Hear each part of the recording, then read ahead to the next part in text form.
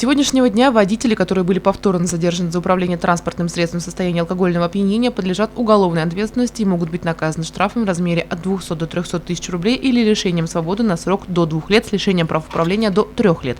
Статью дополнили минимальной планкой наказания. Если в ДТП с пьяным водителем погибает человек, виновник, даже с учетом всех смягчающих обстоятельств, сядет не менее чем на 2 года. Также всем подобным нарушителям будет законом запрещено занимать определенные должности или заниматься определенной деятельностью. Если погибли несколько человек, то за решетку водитель отправится на срок от 4 до 9 лет.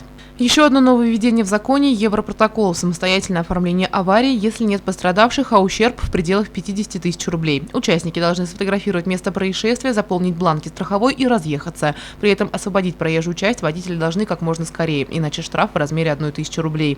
Можно обойтись без сотрудников ДПС и в том случае, если водитель врезался в дерево или фонарный столб. Главное, чтобы при этом никто не пострадал.